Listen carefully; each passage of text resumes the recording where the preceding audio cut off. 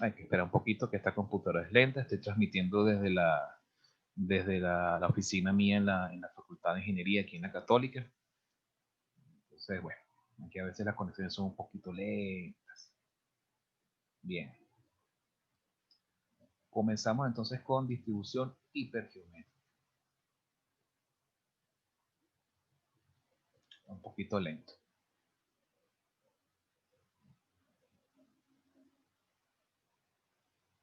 A ver. Estoy esperando a que se ponga en modo diapositiva. Está como un poco lento esto. Ya va.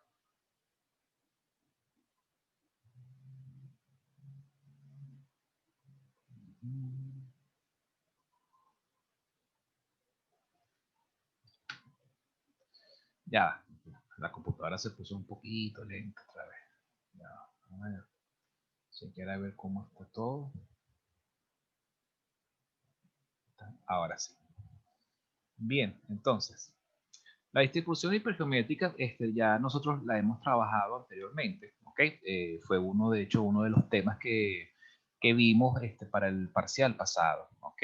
Recordarán que vimos dos tipos de muestreos probabilísticos, el muestreo con reposición y el muestreo sin reposición. El muestreo con reposición era el típico donde existía o existe o se considera la existencia de independencia entre un evento y otro, entre un resultado del muestreo y el siguiente muestreo. ¿Okay? En el caso de los muestreos sin reposición, esa independencia no existe. ¿Okay? Entonces, y eso por supuesto nosotros lo terminamos modelando como un modelo hipergeométrico. ¿Ok? Es decir, un modelo que se basa en la combinatoria de casos y que se caracteriza porque muestreo tras muestreo el espacio muestral del experimento se va alterando. Porque como no ocurre reposición de elementos en el muestreo, entonces el tamaño de elementos presentes en ese espacio muestral se va reduciendo. ¿Okay? Este es el típico experimento en el cual uno tiene una cajita con tantas pelotitas de un color y otras tantas pelotitas de otro color, y conforme uno va extrayendo pelotitas allí, uno no las devuelve, y por supuesto el tamaño del espacio muestral se va reduciendo. Ese es característico de los experimentos hipergeométricos. ¿Cuál es la aplicación real que puede tener este tipo de distribuciones aleatorias? Bueno, aquí podemos leer claramente que lo podemos aplicar para muestreos de control de calidad, el mismo caso que lo que aplica, por ejemplo, en el caso binomial, pero el muestreo sin reposición se acerca un poco más a lo que es el trabajo que se hace de campo cuando uno está en un entorno industrial, un entorno productivo, y uno quiere hacer algún tipo de muestreo un poco más estricto, pues, ¿okay? En el sentido de que mientras uno va extrayendo elementos de, supongamos, de un lote dado, y uno va buscando, considerando como la probabilidad de éxito, la probabilidad de encontrar un producto defectuoso, bueno, entonces uno hace un muestreo sin reposición. Por supuesto, eso tiene las mismas características como si uno estuviese también trabajando con peloticas amarillas y peloticas rojas. Suponiendo que las peloticas rojas son las peloticas que hacen referencia al producto defectuoso que uno está tratando de detectar en el muestreo. ¿Okay? Bien, suposiciones que uno tiene que hacer cuando uno aplica o cuando uno modela con la distribución hipergeométrica son las siguientes. Primero, la población o conjunto que se va a muestrear se compone de n individuos, n objetos o n elementos, es decir, es una población finita. ¿Ok? Segundo, cada individuo puede ser caracterizado como un éxito o una falla, y por lo tanto podemos contemplar un segundo valor, es decir, un valor de m de mamá, ¿ok? Esa m hace referencia en todo caso, a el número de elementos con probabilidad de éxito, ¿ok? Si fuese el caso de un muestreo de control de calidad, donde tenemos un lote de producción en el cual sabemos que hay un porcentaje de artículos defectuosos y queremos muestrear, entonces el M correspondería al número de artículos defectuosos, donde la probabilidad de éxito del muestreo sería la probabilidad de detectar el artículo defectuoso. ¿Ok? Es decir, nos dicen, tenemos un lote de 100 artículos y y sabemos que el 25% de los artículos es defectuoso, eso directamente es 25 artículos defectuosos en el lote, ¿ok? Porque el lote es de tamaño 100, ¿cierto? ¿Eso qué significa? Que n de niño, sería el tamaño 100, que es el lote total, ¿ok? El tamaño del lote. Y el número, la letra M de mamá, sería 25, es decir, 25 artículos defectuosos que tendríamos en ese lote. Bien, entonces hay que estar muy pendiente de saber diferenciar lo que es N y lo que es M. Por otro lado, tenemos que se selecciona una muestra de tamaño n minúscula de individuos sin reemplazo, de tal modo que cada subconjunto de tamaño n es igualmente probable de ser seleccionado. Entonces, fíjense que tenemos tres tamaños distintos, un n mayúscula, un m mayúscula y una n minúscula. N es el total, es todo lo que compone al espacio muestral del experimento aleatorio. M es el total de elementos, es una subcantidad, en todo caso es la cantidad referente a artículos que tienen una característica o atributo dado dentro de ese lote. Es decir, si tengo 20 peloticas y 5 de ellas son peloticas negras, entonces M se refiere a el número de peloticas negras que tengo en mi caja. ¿Ok? Y N minúscula vendría siendo el tamaño de la muestra. Supongamos que de esa caja con 20 peloticas hago una muestra de tamaño 7. Tomo 7 de ellas. Ese sería el tamaño muestral y sería la N minúscula, en la cual cualquiera de los dos tipos de elementos, los elementos de tipo M o los que no son M, tienen igual probabilidad de caer en esa muestra. Bien, entonces ahí es donde uno entonces hace con su fórmula de experimento hipergeométrico, uno plantea las probabilidades de que salgan 0 artículos de categoría M, un artículo categoría M, dos artículos categoría M y sus combinatorias posibles. ¿Okay? La forma de deducir, ¿ok? Bueno, antes de pasar a lo que es la deducción, fíjense que la nomenclatura clásica que aplicaríamos para cuando nos dicen que una variable dada sigue una distribución hipergeométrica, entonces esta sería la nomenclatura. Sería que X sigue una distribución hipergeométrica H mayúscula y los parámetros característicos serían justamente esas tres cantidades, N mayúscula, N minúscula y M, siendo N el total de individuos o artículos que tenemos en el espacio muestral, N es el tamaño de la muestra y M es el número de artículos que cumplen con una condición o característica dada, sea que, bueno, el número de artículos defectuosos, o número de peloticas de un color dado, o número de clientes insatisfechos, lo que sea. Pero, por supuesto, siempre ajustado a lo que nos indiquen en el enunciado del problema. Fíjense otra cosa importante que tienen que cumplir estos tres parámetros. Tanto N en mayúscula, N minúscula y M mayúscula, todos son números naturales. ¿Qué es un número natural? Es un número distinto, ¿ok? Que no es negativo, son todos números positivos, ¿verdad? Y otra cosa importante es que esos valores no son reales, son estrictamente naturales porque son cantidades son cantidades que podemos contar con los dedos de las manos, ¿ok? Por eso son números naturales. Entonces, y lo importante es, vuelvo y repito, no pueden ser valores negativos. Ojo, mosca con estar asignando valores negativos a uno de estos parámetros porque eso es un error garrafal. Porque como pueden ver, todas las cantidades, todas son cantidades y tienen que ser cantidades positivas. Otra cosa muy importante es que se tiene que cumplir esta relación de tamaño. El número más grande corresponde al M mayúscula. El número más pequeño corresponde al M mayúsculo que está aquí. Y un tamaño intermedio siempre corresponde ¿a quién? Al tamaño de la muestra. Es decir, esta sería pues entonces la forma en la cual nosotros pudiéramos manejar esto. ¿Okay? O mejor dicho, una de las cosas características es esto, pues el mayor número es el n, el menor número es el m. ¿Ok? Otra cosa importante es que la variable x, ¿ok? Los valores que toma la variable x pueden ir de 0, ¿ok? Es decir, ¿qué significa que x valga 0? Que cuando yo tome una muestra dada, ¿ok? En esa muestra hayan 0 artículos que cumplan esa condición dada, la condición característica de la n, lo típico que, por ejemplo, tengo una caja con 20 peloticas, 5 peloticas amarillas y el resto son rojas. Bueno, y hago una muestra de tamaño 7, por ejemplo. Bueno, puede pasar que en esa muestra de tamaño 7 no hayan peloticas amarillas, sino que todas sean rojas. Eso es lo que significa ese valor 0. Si X vale 1, significa que en esa muestra de tamaño 7, una fue del color que no estamos fijando, el color amarillo, creo que fue lo que dije. Y así sucesivamente. X, por supuesto, ¿cuál sería el mayor valor que alcanzaría X? X va desde 0 hasta, fíjense bien, hasta M, ¿ok? ¿Por qué? ¿Por qué hasta M? Porque justamente nos estamos centrando es en el total de elementos, ¿ok? Que nos interesan de esa característica, cumple con la característica o atributo al cual está contando el parámetro M, ¿ok? Si recuerdan, aquellos ejercicios que hicimos para el primer parcial de muestreos probabilísticos con reposición, sin reposición, se acuerdan que habían algunas probabilidades que se referían justamente a este tipo de eventos. El evento de que salgan 0 pelotitas de color amarillo, una pelotica de color amarillo, 2 pelotitas de color amarillo.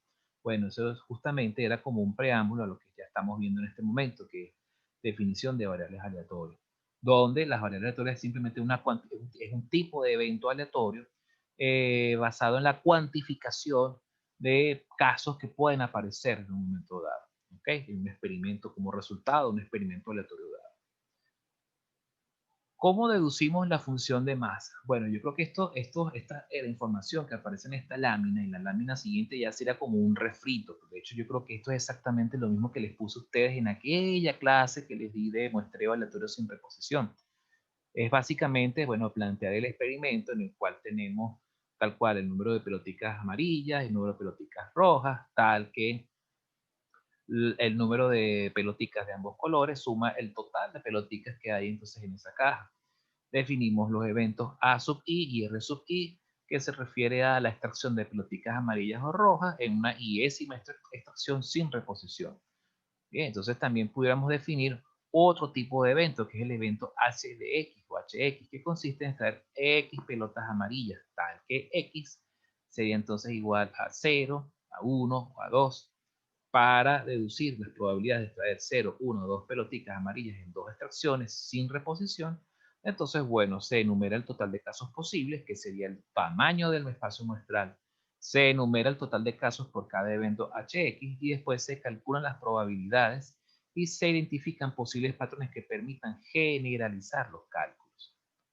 Bueno, no me quiero detener mucho con esto porque esto es prácticamente repetir aquella clase. Ok, se los dejo, se los muestro así rápidamente para que vean entonces de dónde sale la deducción de la función de masa. Ok, fíjense que todo esto conlleva a qué cosa, al planteamiento de estas tres probabilidades. La probabilidad de H sub 0, la probabilidad de H sub 1 y H sub 2, donde H sub 0 significa la probabilidad de que salgan 0 pelotas amarillas en esa muestra. H sub 1, la probabilidad de que salga una pelota amarilla, y H sub 2, la probabilidad de que salgan dos pelotas amarillas. Y fíjense que cuando uno plantea la fórmula básica de probabilidades para cada uno de estos eventos, esas probabilidades están basadas en qué? En dividir el número de posibles resultados asociados a la extracción de 0 pelotas amarillas entre el tamaño del espacio muestral del experimento sin reposición. Es decir, cuando primero se extrae una pelotica y después se extrae una segunda pelotica sin reposición. ¿Ok? Al principio, antes de extraer la primera pelotica, el tamaño del espacio muestral era la totalidad de las peloticas amarillas más las peloticas rojas.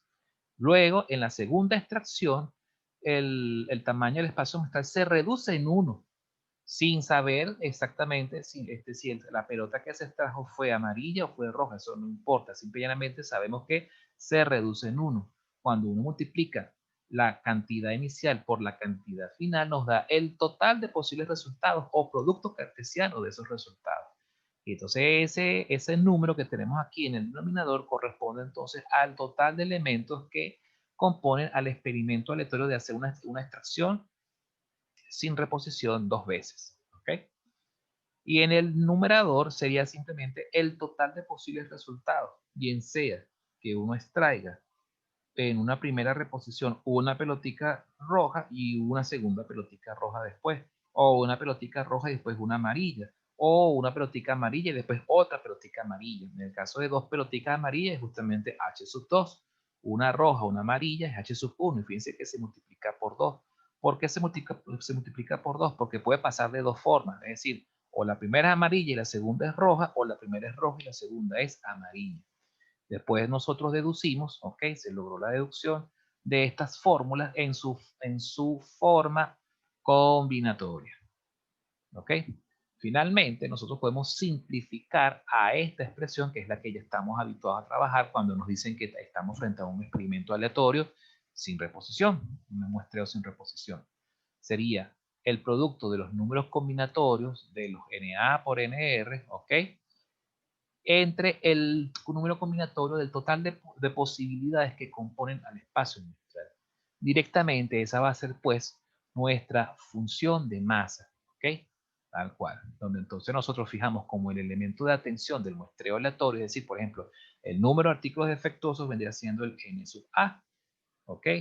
Y la variable sería entonces el total de elementos que cumplen el criterio de n sub a que pueden aparecer en ese muestreo. Es decir, que puede ser 0 artículos, 1 artículo, 2 artículos, hasta m artículos. Bien.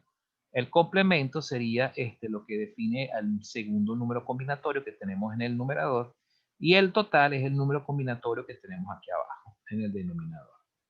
De manera que en su manera más formal posible, la función de masa la definimos como una función de llave, donde el primer elemento o el primer tramo de esa función de masa es directamente la fórmula de la probabilidad hipergeométrica que se dedujo previamente. A la derecha especificamos para qué valores de x se aplica esta fórmula, que por supuesto, como ya les dije en unas láminas anteriores, arranca desde 0 y siempre es hasta n, no puede ser mayor que n. Y por supuesto, el segundo tramo es cuando la probabilidad, la función de masa arroja 0, que son en cualquier otro caso, es decir, valores de x que superen a n, que sean mayores que n. ¿Ok? Si nosotros planteamos, por ejemplo, una función de masa, de parámetros, okay, una variable aleatoria hipergeométrica de parámetros 30, 5 y 10, okay, en este caso 30 vendría siendo el total de elementos, ¿verdad? 5 vendría siendo el tamaño de muestra y 10 vendría siendo entonces el total de elementos que cumplen, ¿ok? El criterio M, ¿ok? Bueno, pudiéramos hacer una función tabulada y graficaríamos esos resultados obteniendo una gráfica con estas características. Al principio los valores van subiendo hasta que alcanzan un pico y después ese pico vuelve a bajar. ¿Okay? Fíjense que eso es muy característico, es algo que se repite en casi todas las variables aleatorias que vamos analizando. Siempre tienen esa forma. La mayoría tienen forma de cóncavas hacia abajo, con un máximo, ¿ok? Y después de ese máximo tienden entonces a decrecer. A diferencia de algunos casos que hemos visto que crecen hasta el infinito, o sea, mejor dicho, que tienden a cero, pero la variable x tiende a ser infinita numerable, ¿ok? Discreta infinita numerable. En este caso, la variable hipergeométrica no es infinita. Ella tiene un valor mínimo y un valor máximo. Sería en todo caso el caso de variables discretas finitas. A diferencia, por ejemplo, de la binomial negativa o de la geométrica, que esas son infinitas, discretas, infinitas, numerables. ¿Ok? Fíjense que aquí tiene un valor, llega hasta un valor definido, un último valor y de ahí no pasa. Bien. Tenemos pues otro caso, otra generalización similar al modelo multinomial. El modelo, la versión hipergeométrica del modelo multinomial es el modelo hipergeométrico general.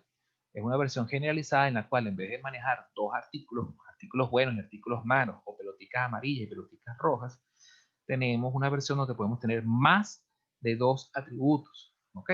Vuelvo y repito, el ejemplo clásico que podemos encontrar en gestión de calidad, en planta, en fábrica, o de ejemplo que yo les mencioné de la fábrica donde yo trabajaba antes, que al final de la línea de producción manejábamos tres tipos de criterios de calidad. Uno, el producto pasa, es apto para la venta. Listo, el artículo de tipo A.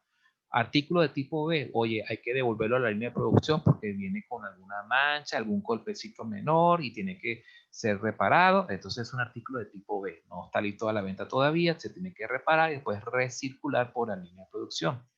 Y el tercer tipo o categoría es, por ejemplo, cuando uno detecta que el artículo tiene una falla que es irreparable, que es insalvable, que es irreversible el defecto que presenta, Entonces simplemente se categoriza como chatarra o artículo tipo C. Entonces allí pudiéramos hacer un muestreo de tipo hipergeométrico sin reposición sobre un lote de, por ejemplo, 100 artículos fabricados en un día dado. Bueno, si mal no recuerdo, yo recuerdo que en esa fábrica había artículos que lográbamos fabricar hasta 400 artículos en un día de una jornada de 8 horas. Una fábrica pequeña, pero bueno. De ahí se puede hacer, por ejemplo, se toma, por ejemplo, un caso característico del modelo hipergeométrico. Tomar de 100 artículos, se toman, por ejemplo, una muestra de tamaño 10, por ejemplo, para tomar el 10% de la muestra. Y desde ahí, bueno, vemos, está pasándonos en históricos, si se sabe que el 5% de los artículos son defectuosos, pues bueno, se hace el conteo, pues. Bueno, entonces se hace, por ejemplo, si tengo 400 productos, hago un muestreo del 10%, eso sería el 10%, sería 40. Y si yo sé que de esos 40, yo sé que al menos el 5% presenta algún tipo de efecto, pues bueno, ya yo puedo armar mi sistema de probabilidades, pues, y hacer mis estudios hipergeométricos para verificar si ese lote pasa o no pasa. ¿De acuerdo? Bien, eso es pues entonces la versión hipergeométrica generalizada, es decir, cuando tenemos 3 o más categorías. ¿Pueden haber 4 categorías? Por supuesto, todo depende del nivel de complejidad del caso que se esté estudiando, del caso que se esté modelando. ¿Okay? Ahora bien, para poder aplicar el modelo hipergeométrico general, es importante manejar ciertas premisas. ¿Okay? Premisas que son muy similares a las que vimos en el modelo multinomial, por ejemplo. Leamos aquí rápidamente. Siempre se debe cumplir que x sub 1 más x sub 2 más x sub k, etcétera, hasta x sub k, tiene que ser igual a n, recordando que n que viene siendo el tamaño de la muestra. ¿Ok? Es decir, esa muestra va a estar compuesta de ciertos artículos, ahí pueden caber artículos, y cuando tenemos una clasificación ABC, debería haber artículos, la suma de los artículos A, B y C que pueden caber en esa muestra tiene que todos sumar n. ¿Puede haber algún artículo o algún valor que valga 0? Sí, es posible que de repente en esa muestra hayan 0 artículos B, o 0 artículos A, o 0 artículos C, o que todos los artículos terminen siendo de una sola categoría. Todos los artículos que cayeron ahí fueron todos correspondientes a la clase B. Eso puede pasar. Lo importante es que la suma de esas submuestras todas sumen lo mismo que el tamaño de la muestra n minúscula. Eso es importante. ¿Okay? Por lo tanto, podemos establecer que el valor que tome x sub k, es decir, el último valor, ¿okay? del último correspondiente al último atributo característico, dependerá de los valores que tomen las otras variables. Es decir, podemos agarrar y plantear que x sub k sea igual a n menos x1, menos x2, etcétera, etcétera, hasta x menos x sub k menos 1. Es decir, nosotros pudiéramos decir, si tenemos 3 categorías para un control de calidad, ¿ok? Podríamos decir categoría A, categoría B, categoría C. Podríamos decir que los X sub A y los X sub B son como que las variables independientes, y la X sub C vendría siendo la variable dependiente. Pudiéramos despejar la X sub C y decir que X sub C es igual a n minúscula menos X sub A menos X sub B. ¿Ok? Como siempre se tiene que cumplir ese criterio de que todas tienen que sumar n, entonces pudiéramos establecer una relación de independencia-dependencia, de las cuales la mayoría de las variables, o las n-1 categorías de variables, deberían ser independientes y la otra debería ser dependiente. ¿Okay? Se tiene entonces conocimiento de que las cantidades iniciales de cada clase de artículos M1 o M2, M sub K, etc. Entonces también se tiene que cumplir que el total de artículos que componen la categoría 1 más el total de artículos que componen la categoría 2 y así sucesivamente hasta el total de artículos que componen la categoría Késima, tiene que sumar todos el total de artículos que componen el lote o el espacio muestral. Por lo tanto, también podemos establecer una relación de dependencia en el cual el késimo artículo o el késimo número o el número de késima categoría lo ponemos en función de las demás cantidades, de las categorías, de las cantidades de las demás categorías, restándoles, por supuesto, el tamaño n. Entonces también si nos vamos al análisis variable por variable, también deberíamos tener, si tenemos K categorías, también deberíamos tener K variables, de las cuales una de ellas la podemos poner en función de todas las demás. ¿Ok? En este caso, la késima variable en función de todas las demás. El número de valores que puede tomar cada variable, por supuesto, iría de 1 hasta n sub 1. ¿Ok? Y así sucesivamente. De manera que para poder calcular la probabilidad de que cada variable tome un determinado valor, se plantea a través de la siguiente fórmula. Yo aquí en esta lámina, aquí yo agregaría también, contemplaría el caso del 0. No lo puse acá, me imagino que por estas láminas son del semestre pasado y el semestre pasado fue todo a la carrera, teniendo en cuenta que aquí hace falta colocar un 0. Sería desde 0 hasta n sub 1, desde 0 hasta n sub 2 y así sucesivamente. ¿Por qué? Porque también tenemos que tomar en cuenta que en una muestra dada puede ocurrir que hayan 0 artículos de alguna categoría. Eso puede pasar. Y eso tiene que ser, el 0 tiene que ser un valor también contemplado en la variable aleatoria. Como también pasó en el modelo hipergeométrico básico, el que es con dos categorías, buenos o malos. ¿Ok? Igual, aquí hay que agregar el 0. Continuamos entonces. De manera que para poder calcular la probabilidad de que cada variable tome un determinado valor, se plantea entonces esta fórmula. Es decir, que de manera simultánea, eso es lo que significa la intersección de eventos, es decir, que de manera simultánea, las variables x sub 1, x sub 2, etcétera, hasta x sub k, tomen los determinados valores que están aquí especificados. Y esto no es más que simplemente plantear esta fórmula hipergeométrica generalizada. Fíjense que la forma de memorizarla es muy sencilla.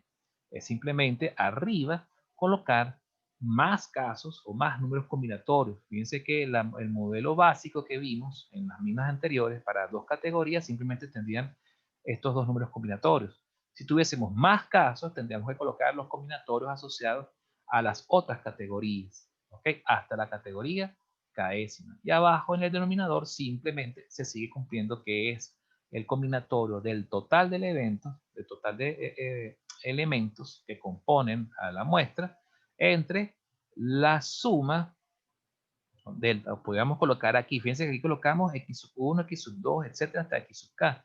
Pero aquí podríamos colocar m, es decir, el n minúscula, perdón, es decir, el tamaño de la muestra. Sería la combinatoria n mayúscula, n minúscula, directamente, ¿ok? Y arriba serían las combinatorias de la cantidad de elementos que hay en cada categoría, en una categoría dada, por el total de elementos que pueden aparecer en esa muestra de tamaño n, ¿ok? Pudiera pasar, por ejemplo, que tengamos tres categorías, nuevamente el ejemplo, categorías A, B, C, y hago una muestra de tamaño n minúscula. ¿Cuál es la probabilidad de que esa n minúscula haya, por ejemplo, 0 artículos A, 2 artículos B, 5 artículos C? Ese es cómo funcionaría. O también pudiera pasar, ¿cuál es la probabilidad de que hayan 4 artículos A, 1 artículo B y 0 artículos C?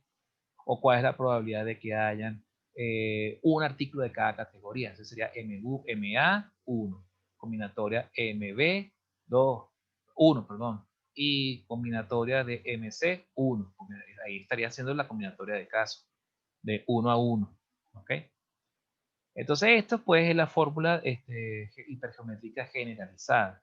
Para poder utilizarla, por supuesto, eso se utiliza solo cuando uno quiere saber las probabilidades simultáneas de que las variables X, de cada una de estas variables X sub I, tome valores de manera simultánea en la muestra. Es decir, hago una extracción y, y quiero saber la probabilidad de que ocurran o que aparezcan ciertas cantidades de cada categoría en esa extracción simultánea que se hace allí. ¿Ok?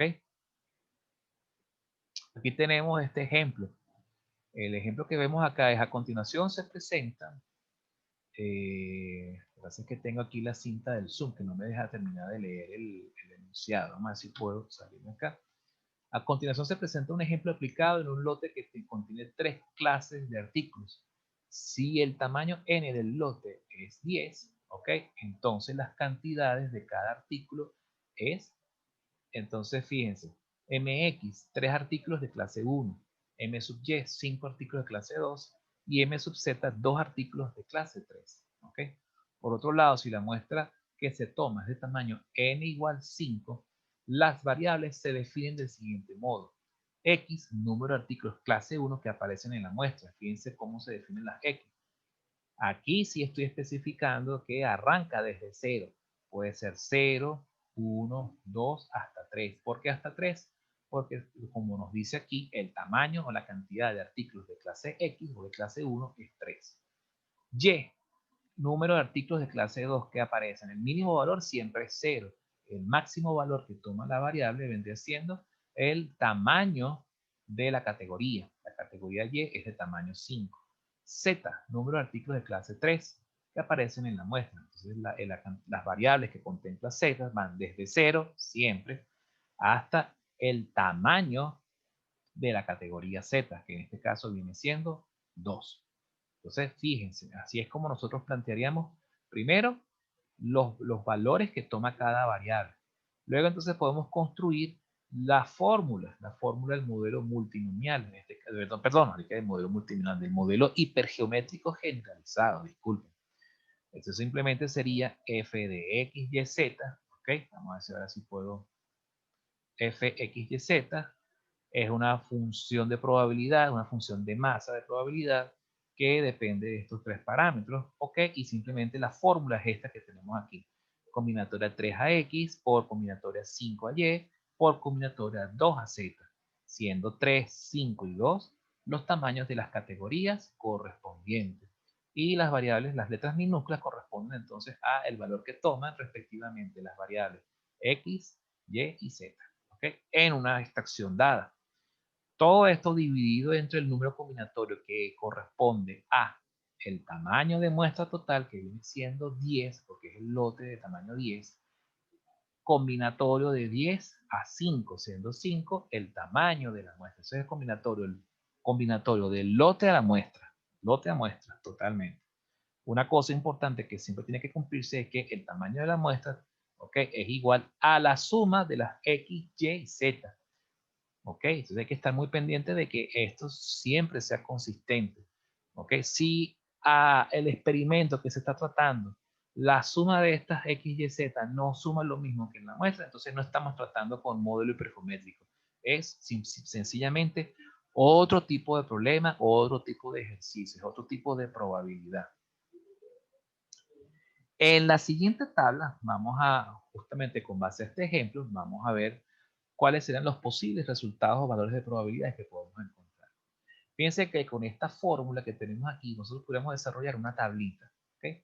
Y pudiéramos ver para todos los diferentes casos que hay, cómo se comportan los valores de probabilidad que arroja esta función de masa. Por ejemplo, en el caso de que la variable x tome el valor 0, ¿ok? Bueno, vamos a decirlo de esta forma.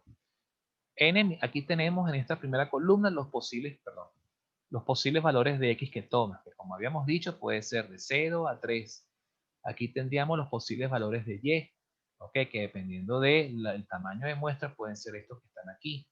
Y los valores de z. Ahora, todo está sujeto, los valores que tomen tanto x, y y z, estarán sujetos ¿a qué? Al tamaño de muestra, al n minúscula, que en este caso establecimos como tamaño 5. ¿Ok? Esta n minúscula que tenemos aquí, que se mantiene constante en cada uno de estos casos. Esto que tenemos acá, la siguiente columna, corresponde a los combinatorios. Los combinatorios, por ejemplo, combinatorios de la categoría X. 3 a 0. Si es 3 a 0, nos va a dar 1. Si es 3 a 1, nos va a dar 3. Si es 3 a 2, nos va a dar entonces 1 nuevamente. Aquí en la siguiente columna tendríamos los combinatorios de la categoría Y, es decir, si la categoría Y se compone de 5 elementos, sería entonces la combinatoria de 5 a 3, que nos va a dar 10, o de 5 a 4, que nos va a dar 1, o de 5 a 2, que nos va a dar 10, y así sucesivamente. Y en esta también tendríamos entonces los valores combinatorios, los combinatorios de la categoría Z, según el valor que pueda tomar la variable Z. 5, por ejemplo, si Z, el tamaño de la categoría Z es 2, entonces estos serían los valores combinatorios. 2 a 2, que es 1, o 2 a 1, que es 2, y así sucesivamente. Ahora, ¿qué vendría siendo esta columna donde todos estos valores son constantes? Sería la combinatoria del tamaño de muestra, el tamaño del lote al tamaño de muestra. Es decir, la combinatoria 10 a 5. Es decir, que son 252 posibles resultados que tiene este experimento aleatorio. Fíjense bien el tamaño, 252. Imagínense hacer un árbol de probabilidades que tenga 252 ramificaciones. ¿Verdad que sería bastante imposible? Bueno, diría que es como que muy cuesta arriba de hacer. Por eso es que es importante saber muy bien el planteamiento de las fórmulas antes de irnos por el camino de un diagrama de árbol, porque a veces el diagrama de árbol no es el camino apropiado por lo extenso que puede resultar el experimento, ¿ok? Y la representación gráfica del mismo. El diagrama de árbol, vuelvo y repito, es útil cuando el número de ramificaciones es limitada, es poca, es escasa, no llega.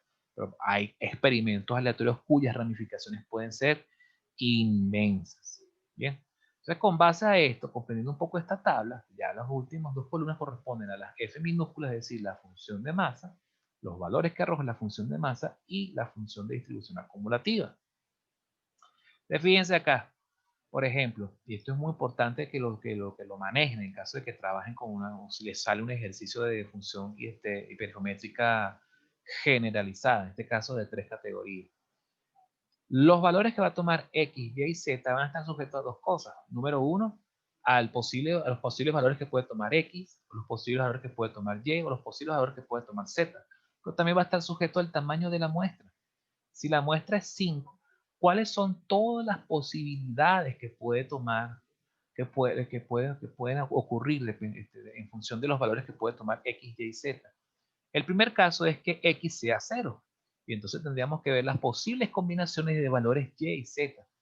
Hay un caso, por ejemplo, si X vale 0, Y puede tomar 3 y Z puede ser 2. O Y puede tomar 4 y Z puede tomar 1. O puede suceder que los 5 elementos sean todos de Y y hayan 0 elementos de X y 0 elementos de Z. ¿Ok? Para todas estas combinaciones de casos se plantean estas combinatorias, se hacen los cálculos, se meten esos valores en la función de masa y este sería el resultado que arrojaría. En este caso, fíjense que los valores divergen, solamente se diferencian en el caso de que todos los valores sean Y. ¿Ok? Entonces, este sería pues el resultado cuando fijamos uno de ellos. Ahora, ¿qué sucede si en el caso de que para un tamaño de muestra n igual 5, fijamos el valor de x en 1? ¿Cuáles son las combinaciones que podemos obtener? Si x vale 1, y puede tomar el valor 2 y z 2. De manera que tienen que obligatoriamente sumar 5. Fíjense que tienen que sumar 5 siempre. ¿Por qué? Porque ese parámetro es obligatorio. Hasta restringe la combinación de valores que toma X, Y y Z. Eso es importante saberlo al momento de uno modelar de esta manera. Si X vale 1, otra opción puede ser que Y valga 3 y Z valga 1, de manera que todo sume 5. O que Y valga 4 y Z valga 0, para que entonces la suma de X, Y, Z vuelva a valer 5. Con base a estas combinaciones, generamos los números combinatorios correspondientes, ¿ok? Y se calculan las probabilidades con la función de masa. Bien. Otro caso es cuando X vale 2 y X vale 2, los números, las combinaciones posibles de valores que puede tomar Y y Z vendría siendo, si esto vale 2, para que la suma valga 5, es decir, la n minúscula sea 5, Y debe valer 1 y Z 2. O Y debe valer 2 y Z 1. O Y debe valer 3 y Z 0. ¿Ok? Si X vale 3, entonces Y tiene que valer 0 y Z2 para que n sea igual a 5. O Y vale 1 y Z vale 1 para que n se mantenga en 5. O Y vale 2 y Z vale 0 para que n valga 5. Entonces, aquí lo importante es no reventar, no sobrepasar el parámetro n. ¿Okay? Esto es muy importante tenerlo en cuenta al momento de modelar y de manera hipergeométrica un problema con más de dos categorías. ¿Okay? Estas serían las probabilidades correspondientes, metiendo estos combinatorios acá. Y, por supuesto, la función de distribución acumulativa, pues bueno, simplemente sería, al principio vale esto, pero después podemos ir acumulando. Esto sería, este valor sería este más este valor sería este más este más este valor sería este más este más este más este valor sería la suma de todos estos y así sucesivamente hasta que cuando uno suma todos estos posibles casos, se tiene que dar 1. Bien. Esto es pues una tabla de distribución hipergeométrica generalizada para tres categorías. Si lo graficamos, bueno, esto fue porque estaba inspirado el semestre pasado y hice la grafiquita en Excel. La función de masa tendría entonces esta forma, ¿ok? Parecería una carpa de esas que uno lleva para la montaña o para el campo. Y cuando uno cuando uno calcula o grafica la función de distribución acumulativa, pues parecería como una especie de rampita, pues como una rampa o por ese estilo, ¿ok? La función de distribución acumulativa, pues entonces simplemente sin enrollarnos mucho, sería simplemente plantear la función de masa, pero en términos de una sumatoria, de manera que x vaya desde 0 hasta x. Ojo, esta es para el caso de que sea un problema de dos categorías. ¿Okay? Artículos buenos, artículos malos, peloticas amarillas, peloticas rojas. ¿Okay? Donde fijamos la atención, por supuesto, en una de las dos categorías. La categoría, si se quiere, la independiente, pues, la de los artículos defectuosos. 0 defectuosos hasta el caécimo defectuoso. 0 amarillas hasta la caécima amarilla. ¿Bien? Y simplemente es la sumatoria de la función de masa evaluada, ¿ok? De 0 hasta acá, ¿ok? Siempre la x va desde 0 hasta m, ¿ok? Y para x mayor que m, pues bueno, valdría 1. La forma de la gráfica, ¿ok? Como siempre, es una función escalonada, ¿ok? Siempre es creciente y ella tiene que converger en 1, ¿ok? Siempre, ¿de acuerdo? Viene desde menos infinito hasta más infinito. En Y, en el eje vertical, es asintótica en 1. ¿Ok? Entonces, bueno. En resumen, nosotros podemos agarrar y plantear, por ejemplo, la siguiente ficha. Esta ficha creo que también está en la guía de teoría de la materia, ¿okay? La guía teórica. La notación, como pueden ver, de manera resumida, es X sigue una hipergeométrica, una H mayúscula de parámetros N mayúscula, N minúscula y N. ¿Ok? Con estas características. Los valores de X van de 0 hasta M, ¿verdad? La función de masa es este modelo hipergeométrico que ya lo conocemos hasta el cansancio, ¿ok? La función de distribución acumulativa, ¿ok? Esta que está aquí. Wow, creo que aquí me comí la sumatoria. Sí, me comí la sumatoria. Pues esta lámina es esta. Me comí la sumatoria. Uy, tiene un par de cachitos de esta lámina. Bueno, después que termine la clase lo corrijo antes de subirlo. Entonces fíjense que aquí sería la sumatoria de esto que está acá. ¿Ok? Llega hasta 1. La esperanza y la varianza, pues bueno, la deducción de la esperanza y la varianza es un poco truculenta, o sea, sí prefiero no omitirla porque como tiene que ver justamente con el desarrollo, planteamiento de números combinatorios, ya llega un punto en que ya es más un tema de matemáticas discretas, ¿ok? Wow, y eso nosotros no hemos visto, nosotros no vemos matemáticas discretas en nuestro pensum, entonces no los quiero atormentar mucho con eso, ¿de acuerdo? Aparte que, bueno, de hecho ni siquiera no tenemos a la mano una función generatriz momento. No quiere decir que no exista, pero tampoco vale la pena documentarla para el segundo parcial. ¿Okay? Bueno, para poder leer esto tengo que salirme de la presentación porque hay algo que no me permite ver la parte de arriba. Vamos a dar escape. La principal diferencia que debe notarse entre el modelo hipergeométrico y los modelos deducidos de ensayos Bernoulli es que la probabilidad de éxito en cada ensayo es cambiante. Cambia con cada ensayo porque cambia el espacio muestral con cada extracción sin reposición. Por esta razón no es un parámetro que defina la variable, es decir, la probabilidad P, ¿se acuerdan que en los modelos derivados de Bernoulli, por ejemplo, binomial, binomial negativa y el experimento geométrico, ¿verdad? La variable geométrica, todas tenían en común el parámetro P, ¿verdad? Que era la probabilidad de éxito, esa P minúscula. Esa P se mantenía siempre como una constante. ¿Por qué? Porque por el tema de la independencia de los eventos que corresponden a cada extracción que se hace en esos experimentos, esa probabilidad se mantenía siempre constante. ¿Ok? Justamente gracias al tema de la independencia de eventos. Pero en este caso no. Cuando estamos modelando de forma hipergeométrica, la independencia de eventos se rompe. ¿Ok? Por lo tanto, no tiene sentido atarnos a una probabilidad constante P. ¿Por qué? Porque al cambiar el espacio muestral, cambia la P.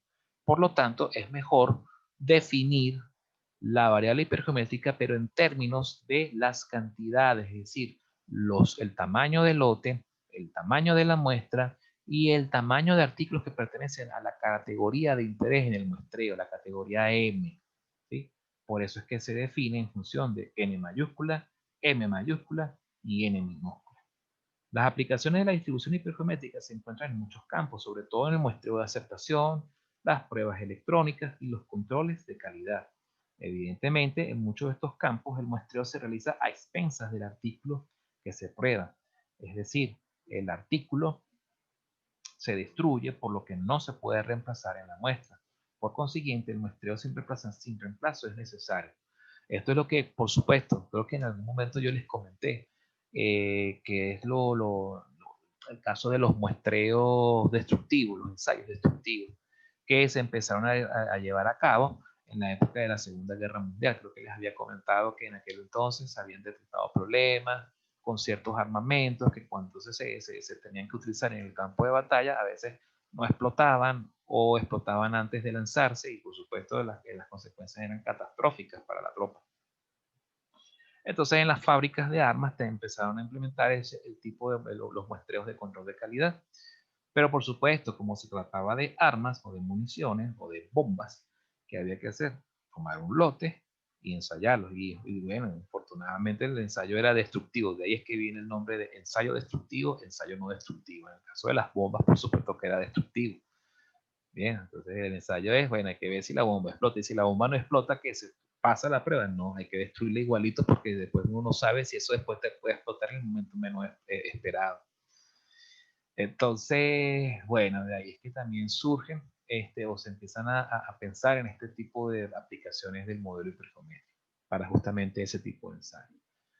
Por supuesto, también al saber manejar este tipo de fórmulas, bueno, a uno le permite, como diseñador de experimentos aleatorios, de establecer cuáles serían los parámetros más adecuados M, N y N minúscula al momento de establecer un muestreo. ¿Por qué? Porque cuando se trata de ensayos destructivos hay que tomar en cuenta el costo de cada destrucción o de cada inhabilitación de esos elementos. Entonces, por supuesto, hay que diseñarlos de manera tal de que no se pierda tanta plata, pero que también se detecte de forma efectiva si un lote salió defectuoso o no.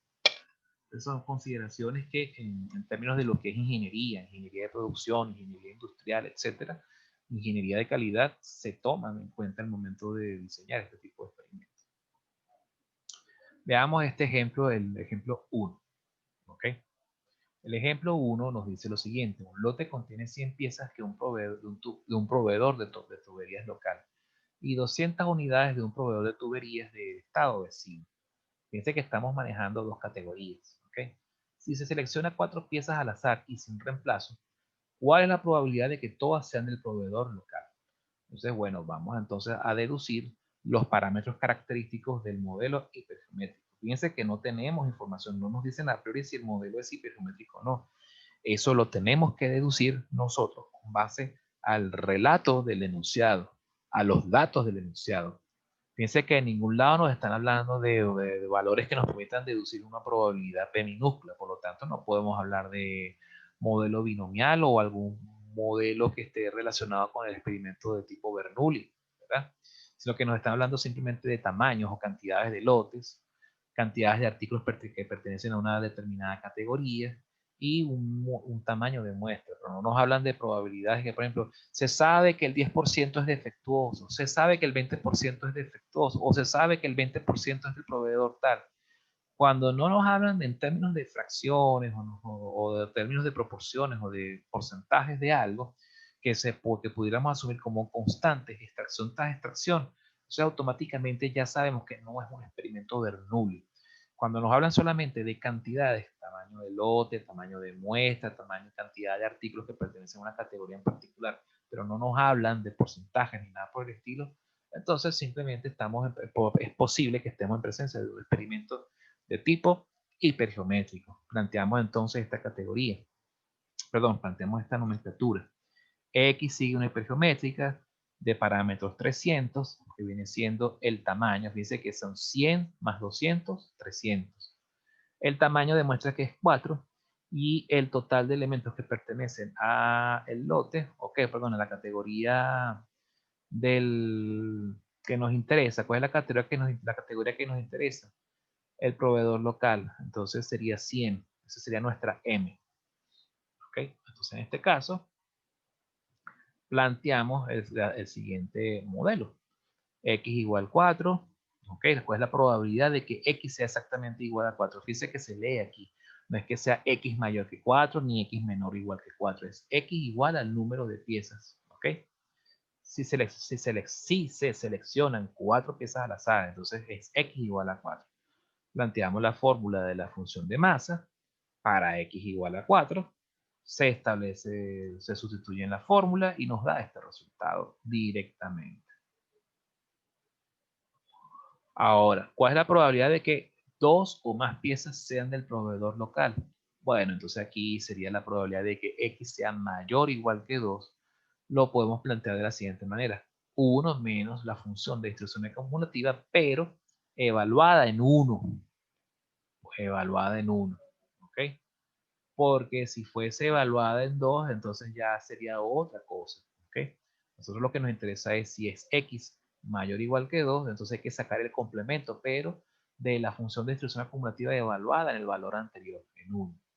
Se plantea entonces esta fórmula, fíjense que sería 1 menos la función de distribución acumulativa evaluada en 1 que va desde X igual a 0 hasta X igual a 1.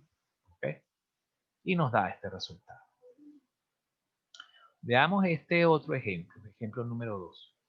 Los lotes con 40 componentes, cada uno que contenga 3 o más defectuosos, se consideran inaceptables. Una pregunta, ¿ustedes están allí? ¿Aló? ¿Me escuchan? Sí, profe, estamos aquí. Sí, profe. Ah, ok, es que no sé, por un momento pensé que se había perdido la conexión a internet, pero sí está llegando la información, ¿no? Ok, chévere. ¿Y cuánto tiempo llevamos ya de videoconferencia? Ya llegamos a los... Yo todavía tengo chance, ¿no? Porque es que no veo ningún indicador por aquí en la Bueno, pantalla. aún no han avisado que falten 10 minutos ni nada.